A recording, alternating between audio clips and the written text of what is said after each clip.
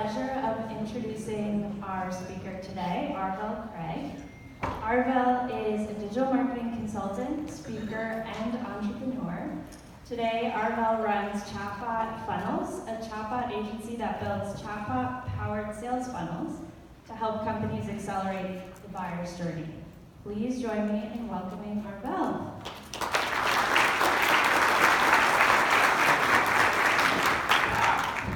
What is going on inbound? We are here to chat about the chat and the bot. To describe how your best users, your best prospects and leads can hopefully have an enhanced and a better experience when they're trying to figure out what it is that you do and if they want to work with you or not. Okay? And in addition, we'll find that with chatbots, if you can set them up properly, the leads that come in, those of you in B2B, your sales team, your SDRs will find a more qualified person ready to talk to you. Okay? That is what chatbots can do for you if you set them up right. Now, let me quickly, anybody already using chatbots? Can I just get a brief? Nice, thank you. Any of you just use like live chat? You using live chat, outsourced, or? Okay, cool. Welcome. Glad you're here. Any skeptics? Anybody skeptical? Think it's just hype, kind of on the edge? Okay, not too many of you. Awesome. Well, thank you. I'm glad you're here. It should be an entertaining, enjoyable ride as we talk about some things that I've learned and some things I want to share with you. But for the skeptics, I just want to share, I understand what it's like being in marketing. There's so many different products, there's so many different ways to market, so many different things to do, and it's easy to think that it's just a shiny object, it's just, who knows what it is, right? And so I just want to say that, I just want to set the stage saying like 3 years ago is when I first heard about chatbots. It was actually here at Inbound when Brian and Dharmesh was giving their update and talking about 2016. And they were just giving an update on what's happening with Inbound. And at one point, Dharmesh gets up and he starts to talk about a little side project, a little side hustle. And he was the first person that I ever heard talk about a chatbot. He said he built this thing, he purposed to use it, called GrowthBot. And he described GrowthBot as a sales and marketing chatbot that could work in Slack, and it worked in SMS, and it worked in Messenger. And I was like, that's pretty cool, right? And it could do all these fancy schmancy things, right? You could ask about your website, you could talk about SEO, you could do Google Analytics questions and grade websites, and this was this chatbot that Dharmesh built 3 years ago. And me sitting in the crowd, I was like, ooh, what's that? That's pretty cool, right? I was pretty excited, like the geek in me, I have a computer science degree, though I never did anything with it. But the geek in me was just excited about what was possible, thinking about the future and things like that. And then another part of me realized that, there's so many things that we can do. I've been in this business for almost 19 years of figuring out the internet, and I've seen the trends, right? We see all these apps and things come and they go, and there's TikTok and Yik Yak and Foursquare and all these things come and go. So how do you figure out where do you focus? How do you choose what you're going to spend your time on? And one thing, you might have seen this chart, it's been around, anybody who talks about chatbots always uses this chart. Because even 3 years ago, one thing I realized that chatbots are not just about nerds and geeks trying to do something fancy and cute. What happened was, 3 years ago or so, the way people interacted online began to change. The way people use their phones and use their apps changed even 3 years ago. And what we saw was that people were messaging individuals using messaging apps. Like for here, I'm on GroupMe, connected with all the inbound solo people, and then there's Snapchat and there's WhatsApp. So people began to change the way they interacted online. And that happened 3 years ago. And so when I first heard about chatbots, it was in the context of Facebook Messenger. And in that environment, the reason why Facebook Messenger allowed businesses and developers to build apps, build bots, was because there was so much messaging happening, they wanted to empower businesses to have one-on-one communication at scale. Right, so just to set the context, bots are not about the nerdy stuff, it's about how do you help people in a better way, in a faster way, okay?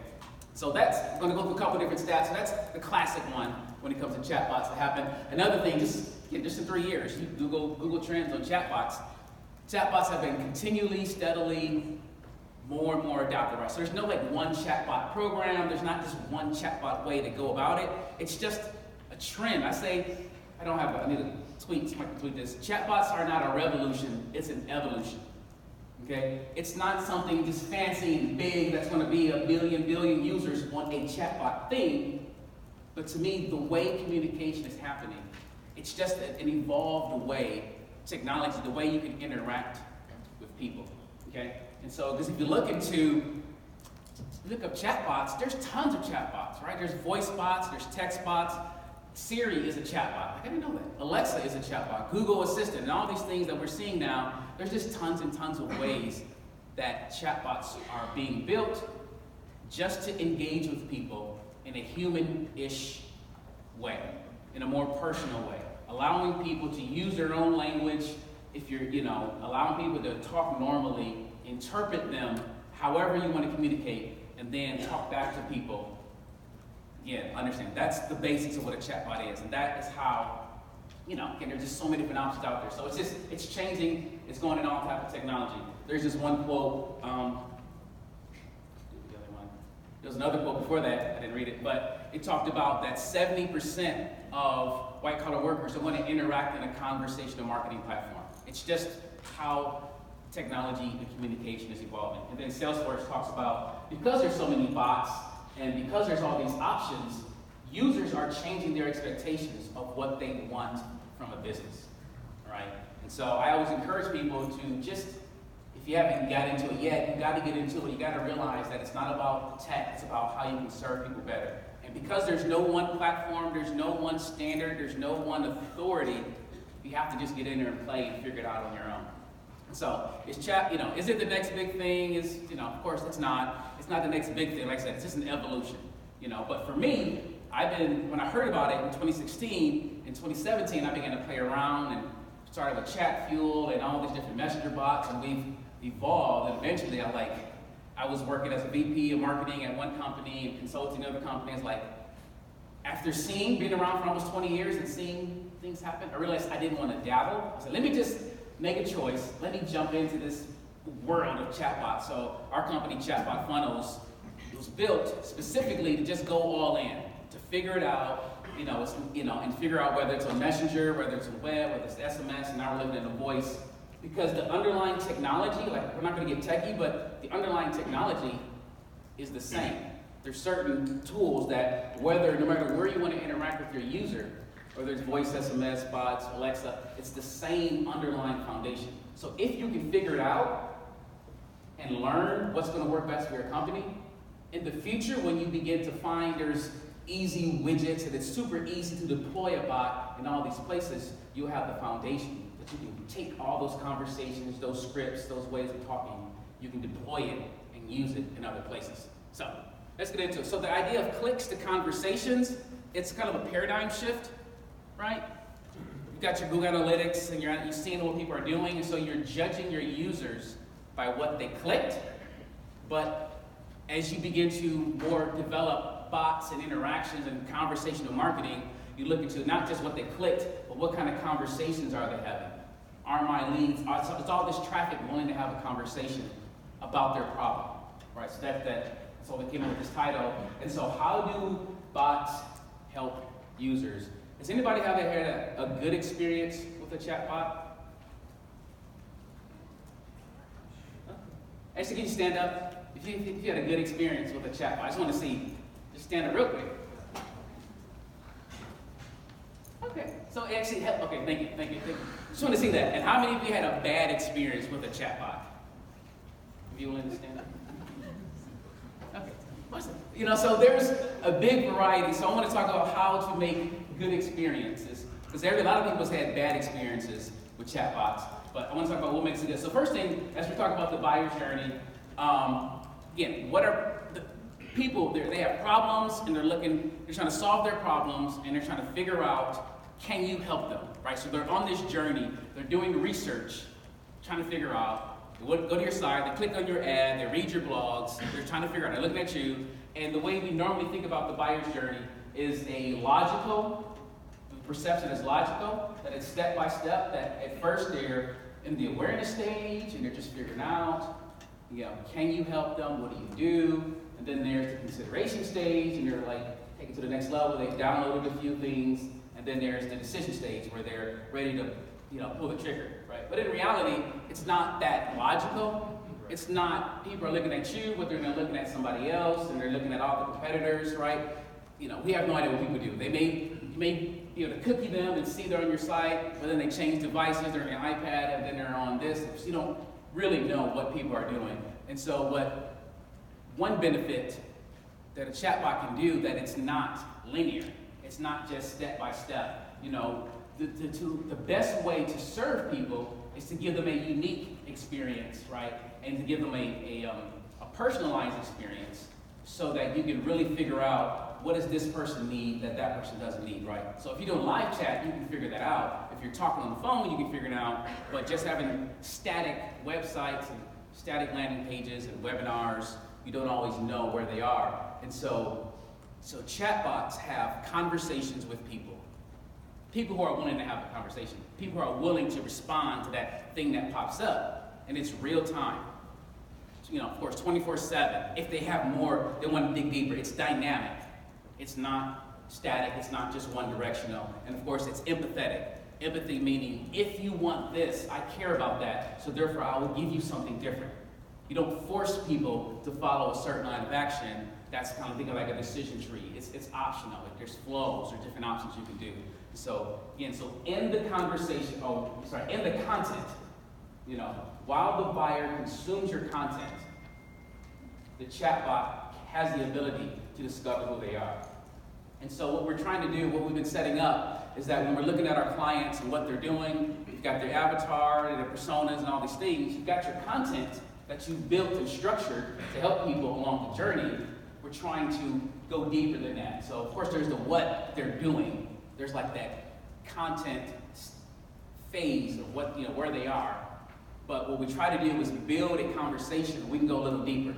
And every client is different. Every situation is different. You know what matters to you most about a lead or a person. I've got a client that does ABM. We help them with their account-based marketing, and they're big on job titles. When we're helping them source leads and figure people out, we do that. And so that when they get to the website and we build our bots, the bot, they really want to know, is it a certain person? Because if it's a CFO or a financial person, they want a different experience and a different sales rep for them. If it's a project manager, they're in construction, it's different. If it's a CEO, it's different. So whatever your business, whatever matters to you, you build the bot to give them a better experience. So whether it's key challenges, right? Content doesn't always give you the challenges that they're having, but in a situation with a chatbot, you can figure those things out. So again, in urges, those are some classic ways of qualifying people, but we make it conversational. So again, so while they're in the content, we ask them some questions and we figure out more information about them. So I want to talk about something. If you're building, I got the little rant that I always share, the AI versus AI dilemma, and especially when people are just getting started with building bots, there's some confusion about how to best build a bot, and I call it the AI versus AI dilemma, and that is artificial intelligence versus avatar intelligence. Okay, and all this is, to me, when I first began, I showed you Darvish, his bot, and all of those questions and all those fancy things that it could do, and a lot of times people that have negative experiences, they're going to the bot and they're typing all these things in, and a bot can't answer them. Because the AI, in that sense, the NLP, it's not that developed yet. There's no real, unless you got a big team and your HubSpot, you can build all that. But for the average person, you're not going to really be able to leverage artificial intelligence. Trying to understand what everybody wants, trying to make this funny thing that can talk to you and tell jokes and what's your name. And if you go in that direction, you're not going to create an ideal experience for your company or your user. But avatar intelligence, give me a developer who can make the most amazing AI. Give me a marketing manager who knows their customer, that knows the persona, that knows their pains and their desires. I bet you that marketing manager that knows the avatar is going to be able to build a better experience than somebody who's trying to geek out and create all these facts and can answer any question. That makes sense? So don't get caught up in AI. Don't get caught up in the NLP. Again, for most of us, unless you got a team that can do it. But if you're just, an average marketing director and you're just, using HubSpot, using something, know your avatar, and that's going to help you build a better experience than getting caught up in trying to answer every freaking question that somebody could ever. Second thing is that think about bots versus live. I would say the ideal situation, it's not either or, but it's both. The bot cannot do everything. It's not going to make money while you sleep. You're not going to just find the best bot software, fire all your, staff, and then just go to sleep, and it's going to be, ching, ching, ching, ching, make it go. So it's not that situation. Ideally, you're going to have both. And I said the bot, I like to build it so it can answer 2, 3, 4 questions up front. Because the goal is, we're not just serving the customer better, we're also serving our team. If you have limited resources, you have limited staff, I don't want to automatically say, hey, welcome to our site, do you want this or do you want a live person? Ideally, I want the bot to answer a few things first. Give it, 2, 3, 4 questions. And then if it needs to bring a live person in, just do that second. So those are some couple of things here in a second. Moving on. The next way to think about this is, where do you put your bot? Where does it live? Where does it interact with people? How is it going to help you? Okay? So the fact is, before you start adding bots, be real crystal clear about where you need help in your marketing, where you need help in your journey, where are you finding the results, whatever your KPIs are. And there's a whole lot of KPIs that you could be looking at. And again, the bot is not going to be able to do everything. So just think through your stats, and I'd say pick the place. Ideally, you're going to pick the place with the biggest intent, the place that's most valuable to you. You're going to start there. And then you also can look at where you're having problems, the biggest problems you have. Right? Again, the best bots are team players.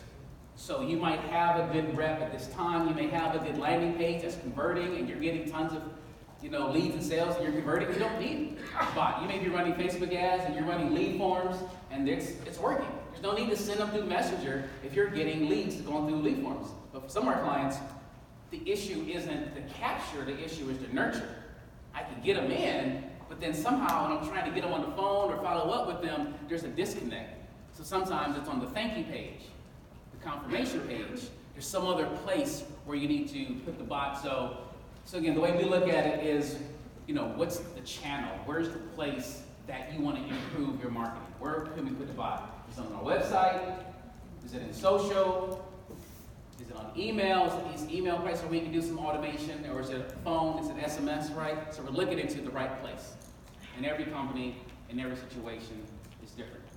Then the conversion or the engagement, once we know where we want to place them, what is it that we're trying to do with them? Again, it's either capture, people are not responding to our offers, so can we can we do something else to get their attention with the bot?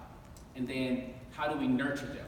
So those are some options there. Then finally, through our process. So it's simply this idea of, in our process, in our sales process, do we have a speed issue where we're getting leads, but they're not getting in touch with the right person fast enough, so we're missing out on opportunities because we're not fast enough?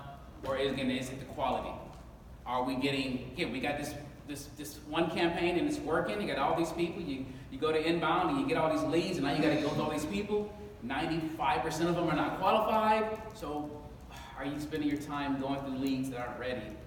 Right? I was talking to someone yesterday, and they were saying that they're a video company doing viral videos, probably the biggest name in video. They were saying that 99% of people who go to their site and fill out a form are not qualified. They're not big enough. They're not ready for it. But they got viral videos, so everybody knows them. Like, okay, how do I work with you? So only 1 out of 100 actually has the budget to work with them. And so they're using bots, and they also created a course on a different site, a different brand, because everybody who was coming in wasn't qualified. And so that's the kind of thing that a chatbot could do, instead of just allowing anybody to go to your site, fill out a form, tell you the truth, not tell you the truth. offer up a conversation and kind of dig into a little bit more and then make a recommendation. Oh, you may want to check out this course and kind of learn it yourself if it's not good for you.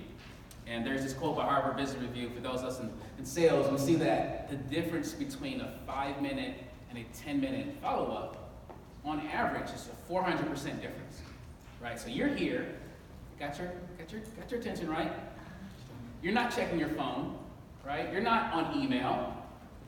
What's it, Thursday, Friday? Right, there's people that's probably go to your site, it could be, filling out your form and wanting to work with you, and you're not here, you're not responding to them. So if you look at it tonight, so speed makes a big difference. And if you notice some of the leading companies out there, one of the things that make leading companies leading right now is speed, right? They just, overnight, instant, on demand, all this, and that is, again, that's another trend that's changing. And one thing with chatbots, you can have the ability to give people a faster experience, figuring you out. We use the software that we use can qualify the person, talk to them, book a meeting, put them on the calendar, all within 60 seconds. If they're qualified, and we can route it to the right person. Again, a lot of software does that. So we speed up the process. And so if there's no other reason for you to really figure out how to enhance your buyer's journey, is that the hottest, the ones that are really interested in you, you want to give them you don't want to delay them from talking to you, okay? So, last section is I want to give you a little bit more meat on how we do this. And if you have questions at the end, I'm going to keep watching the clock. We're good on time. I'm going to try to keep some time. If you have questions, we can chat more. So let's get into this. So when you're thinking about your buyer's journey, those people who are at the quote-unquote awareness stage, what are the kind of conversations you want to have with them? Or how do you build a conversation with those people? How do you identify them? What is it that a bot can do that a landing page or just a basic site can't do? And so the two things we look at when we're building it out, you got to have the right, want to figure out, is this a new visitor? If there's no history, there's no tag, there's no attributes, so all cold traffic, fresh traffic, we're going to build a certain experience for them, figure out who they are and what they want to do. Again, or if they're a return visitor, but they're still not really digging into anything, we have no data, then we build a couple different bots based upon the page, based on what they're doing, to help them out. And so we have this simple, this 3-step process, and how we want to think about it is that, how do we get their attention? It's crazy. Images don't look right, but how do we get their attention once they're on the page? We don't know who they are, we don't know what they want, what is their position, where are they standing, what is their needs, the language I came up with, and then let's make a recommendation. Quickly, okay, I think you need that, check this out. I think you need this, go here. So, really simple, 3 steps, figuring out, get their attention, because some people are turned off by bots. You can't just leave it generic, hi, how can I help you? That's, and a lot of times when you're on the homepage, when you're building a bot for your homepage, which is probably the most traffic you're going to get, you might do something generic like that. Hi, how are you doing? How can I help you? You want sales, you want marketing, you want blah, blah, blah, blah. It's kind of generic. But if they're on a different page, pricing page, if they're reading a certain blog post, it's a little bit more clear who they are. So again, that's the thing.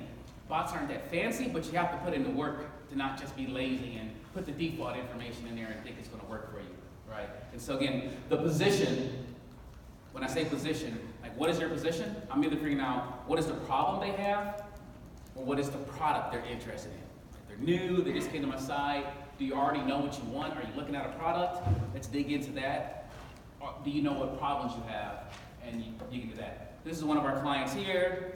They do direct mail, handwritten direct mail. And so we built the bot only for this blog post. So we built this blog post for a certain type of person. We're buying traffic, we're sending them in there. So we're not going to just have a generic pop-up. I want you to read the content, but also I want to dig into that pain, right? This is a problem-based conversation. I want to know, do you understand? So they're already using this type of product, but they're doing it themselves, so we're digging into the problem with this type of example. So sometimes we're making bots for every different blog post. It's a lot of work, but that's how you find you get 5-10% engagement conversion on it because you're doing that extra step, right? And so this is one of our pages on our site. So we're a Drift partner, and so we're it's a bot specifically for that product. So I already know who you are. You're already looking into this software. I'm just going to find out, do you need help specifically with something technical about this software, right? So it's a product-based conversation, right? And so once we figure out, what their position is, we get a problem or a product, then the goal is the bot just make a recommendation and or a call to action, right? So again, we don't build them so it's so complicated initially. It's not some complicated long tree of information, of endless information, trying to imagine everything, right? Real simple. Get their attention, find out their position, make a recommendation, right? And so you go here, you say, welcome, you need help with this specific thing, control of our audience say yes. Okay, do you know about this piece of content? There's a conversational marketing blueprint. Have you seen this content? You may want to check this out, right? They're new visitors, their first time there. I'm not trying to close them, but I just want to make a recommendation.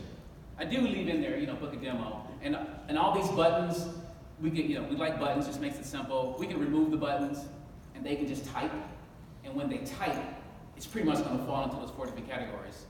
Or if I don't know, I'll just put it into book a demo probably. So you can use buttons. And at first I didn't like buttons, and I was using all the AI, trying to get fancy, letting people type, but people were playing around. They were trying to break the bot. I couldn't tell if they were a real person or not. So I know my avatar. If they really want to work with me, then they're fine with telling me what they want, right? And so for this example, do you need this? They're saying, it's not a big problem. Okay, let's dig more. Let's dig more into your situation. If you're not really going to confess that you have a need and you're just playing around on my site, do you need more leads? Do you need higher quality mail? Do you need to save money? So we dig more into it, figure out what's the problem. And so next section is the consideration, right? So who is this? They are a return visitor and they have some history. I know what they've been doing. They've clicked on some things. They've downloaded some things. Also, when we're tying into your CRM or email, sometimes the consideration stage would be if they're coming from our own internal email, then we're going to talk to them, from that consideration stage, okay? And so as we're building out conversations here, nice quote from Dermis, customers should be able to pick up right where they left off, right? That's the ideal situation, right? Conversational marketing should be designed around the needs of the customer, not the needs around the business. So that's kind of we're using it in their mind. If I know what they did, that is how we start the conversation. I'll show an example. So another thing when we're building out bots on this level, we'll look for qualifications sometimes. We don't just find out, if I know they've been to my site 2, 3, 4 times, they're spending more time on there, I may want to qualify them. I may start asking more questions. They're kind of into me, I'm into you. Let me ask some more questions before I make a recommendation.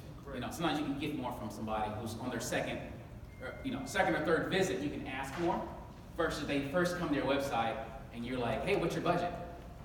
Things like that. Of course, will push people away. So we know who they are. We know a little bit about what they did previously. So what's the next logical offer? What are we going to do? It's kind of in a traditional mindset of inbound marketing. So are we now offering case studies, quizzes, webinars, demos? So we're adding content that they can consume that takes a little more time. And as I mentioned, the qualification part, we're going to start asking for a little bit more information. You want some of this stuff? Where are you located at? Or I may offer something, but I'll just try to nurture and get more information from them.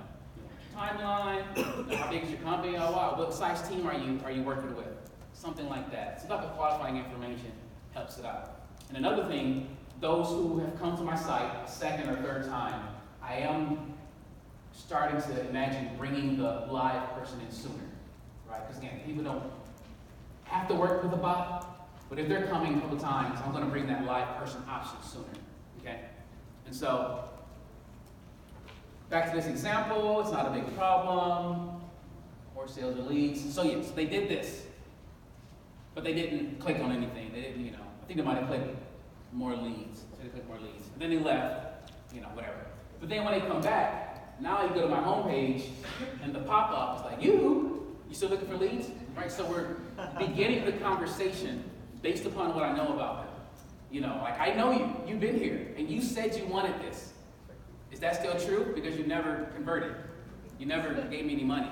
So that's how we want to continue the conversation based upon that. And so, and they click it, it opens up, that's actually what it says. Here, everybody looking for leads. No, something else. Something else. Okay, so now again, I'm just digging more into it. I'm focusing more on, see, they've been here a couple of times. I'm focusing more on where I want to direct them. So again, the company has a couple of specialties. They know what an ideal client is. An ideal client for them who wants multi-touch campaigns. So we're leading them to that. And you can see here, can someone call me? Okay, again, you've been here enough times.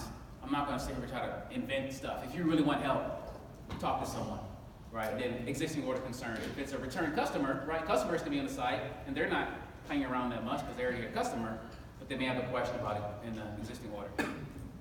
So that is that. And then finally, we have the final stage, make the decision. So it's honestly pretty similar to consideration to me, but it's even, it's even more visits to the site. It's visits on key pages, right? Get webinars, demos. They're spending more and more time. And if I can look at the history of what they're doing. And the biggest difference here, another thing is that if they have a sales rep that's already connected to them, they're definitely at that decision stage. So again, the big thing is that the bot can only do so much. I know who you are. It's going to still cover those basic areas. But again, I'm still bringing up the live chat more. I'm also wanting to get that sales rep, the bot, for them to kind of work together.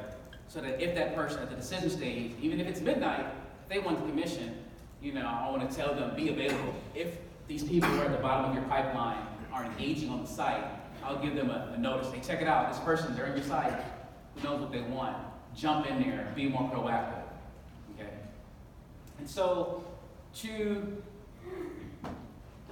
up. So just to kind of summarize, for those of you who are already, you're involved with, your marketing, you've already got some personas, you've got the whole inbound thing working, and you're trying to figure out how to build your bot better. Ideally, you're using the same mentality that you're already doing, right? You've got email sequences and nurtures and scoring and all these things that you're doing with your email funnels and your email workflows and all those kind of things. So we have to find a way to translate what you're already doing and building different flows or building different playbooks, building different situations in the bot. So again, the big thing is that it's not passive. You don't just get the bot software connected, turn it on, and hope for the best. But the same way you had to work through all those different email campaigns and all those automations and all those things that you've gone through, you have to add an equal amount of effort to build out multiple bots that are customized for individual people based upon what they want. Okay? So again, chatbots are very similar to how email works, but it's dynamic, it's multifaceted. People have the ability to skip steps. They can skip from here to get on your calendar and things like that. So that is the gist of the presentation. Kind of in conclusion, I would just say again, thinking about, let me see if you can see the input, but I know that there's so many different software, and I think about all the different apps and all the different things. And like a recap, again, chatbots are not just a new thing, but it will infect and influence the way all of our communication is being done. So I encourage you, those of you who've kind of been around for a while, you've seen different things. I don't know if you ever have specialized in something or kind of bitten the bullet and kind of really dug into it. That's what I did. I've never focused on any particular strategy or thing in the past, but now we're focused purely on this simply because it's still new. And I saw your hands go up. I've been, since 2017, probably given 20 talks about chatbots, and normally I'm seeing 5% of the room raise their hand, but it's been just a slow increase. That's why it's not fancy or special, but I just want to encourage you to put in the time, dedicate the time to figure it out for yourself. And of course, if you have questions, you can definitely connect with me. But before we got a little bit of time, is there anybody have a question or you want to throw? There's mics right here in the middle of the room. So you can go ahead and just grab them. I can probably hear you. I'll just talk about it. Yeah. So what sort of differences do you see in mobile from a technology standpoint and then a conversion standpoint, mobile versus desktop? As far as people who interact with the bot? Correct. That's not a key factor of what they're on. Yeah, I don't see any significant difference between if they're willing to have a conversation or if they interact with it. See again, we use Drift and for websites, but we don't see a difference. It's more on the content. I will say, those of you have questions, if you want to write down information or find me on Instagram or whatever, or Twitter if you got questions. But any other questions? Yeah, come on. On Facebook Messenger, you can blast those subscribers. Uh-huh. Do you have any tips on remarketing people who subscribe to your bot? You're saying on Facebook Messenger you can blast the subscribers? So tips on how to... Remarketing, so once you gain that audience, like Yeah. your email list, like the chatbot subscriber list, you Yeah. can tips on remarketing them and reaching out to them again. Yeah, definitely. Again, it's still going to follow some basic principles of inbound, but one thing with Facebook, you understand the subscriber settings and subscription settings, so you've got to get approved for that? Yeah, so I mean, when you get somebody to subscribe to your Facebook bot, you can re-message them. Yeah, from a mass standpoint, yeah, but just Facebook, the rules are changing on that in the sense that there's still that 24-hour window. You understand the 24-hour window? Yeah. Okay, so in general, I'm going to communicate to people the same way I would do it in email. Again, depending on what your goal is, that follow-up sequence has been thought about in the beginning. So when we're building out a flow, we're thinking about it as, what's the adventure? What's the goal? If they're going to sign up for something, go to an event. So we map that whole thing out in advance. So we do just visually build out the entire conversation. Again, the goal is to either qualify them or to disqualify them. Initially, we're not going to do more than 3 or 4 follow-ups. Like we're not going to do, if it's for a goal, for a conversion event, so no more than 3 or 4 events after that. But other than that, it's just making sure you gotta follow the Facebook rules, because that's kind of fishy. It's been a lot of changes on how that works. Yeah, thank you. Yes? What companies are using chatbots well, in your opinion? What companies are using chatbots well? I'm biased, and I like Drift. So, and the thing is, chatbots work differently. So, people that have a Drift bot, again, I like Drift. I like Never Bounce, Adderall. A lot of Drift customers are using it well. Other than them, yeah, I'm kind of biased. So, if you go to Drift and go to their case studies, I'm looking at all their case studies for like my examples of what I want to use. Yeah. Yeah.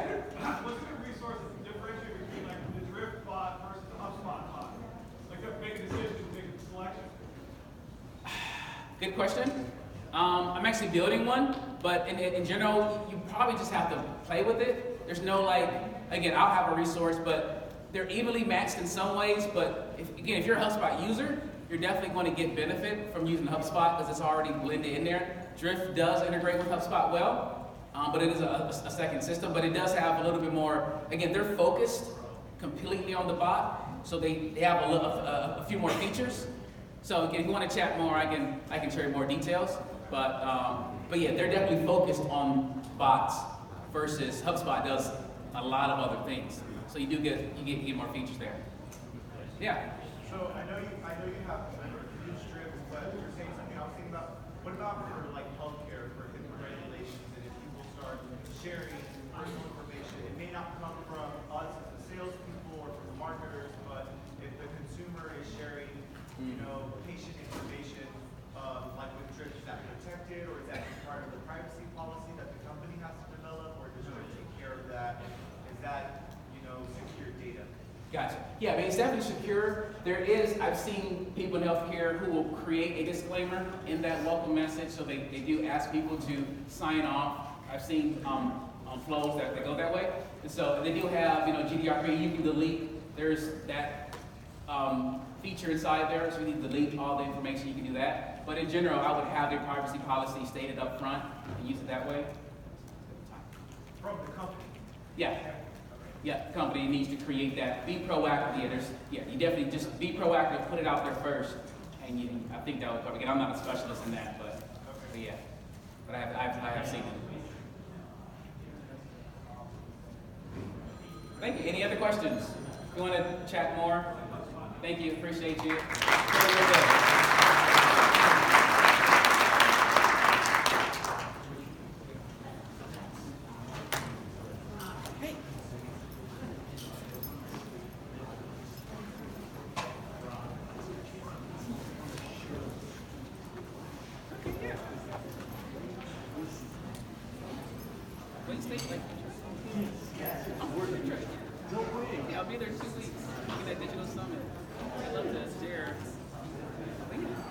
But yeah, I'll send it to you because I don't have the slides not available.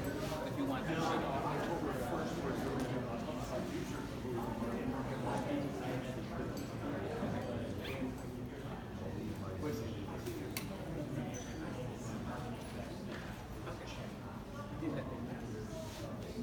Okay, great. So yeah, appreciate it. Thank you. I'll do that. Hey, how's it going?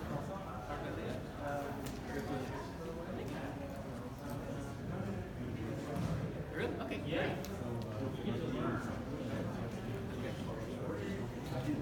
Yeah, definitely. Yeah. Awesome. All right. Awesome.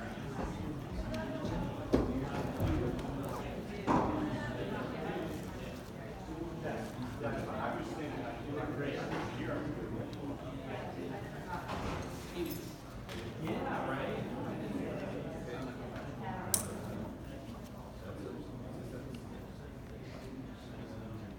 Yeah.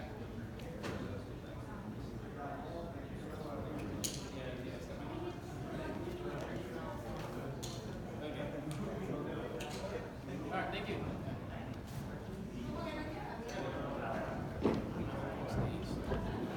Hey, I'm good. How are you? Thank you. They're intimidating you up there. No. Talking down to us. No, the question I had for you is we're starting with the products right now, starting to think about implementing chatbot our side. Yeah. One of the concerns that I expressed in our company is the balancing act between personalized experience, but going what is Yeah. any words of advice on how to, I guess, walk that fine line? And have you spoken to any customers or have you seen any experiences where it has crossed that line coming to Big Brother? Yeah, in general, I'm just very conservative. Yeah, in general, other than, I don't know what type of stuff I'm going to share, but other than just like, here's like, other than rating them and say by name and company name, say like with Clearbit, and you can do some kind of integrations and things like that. But honestly, yeah, I generally would use more than just basic information. So people were saying so I know last time you were looking for that type of recall of that type of information. Yeah, no, because it was very clear. It was on there. You know, it's not like you're grabbing data from other places, but no, like remembering what they did on the website and just addressing it. Like, I think that's fine. Awesome. Thank you very much. Yeah. Appreciate it. Sure. Hey. So I think we just have to ask you guys to head outside just because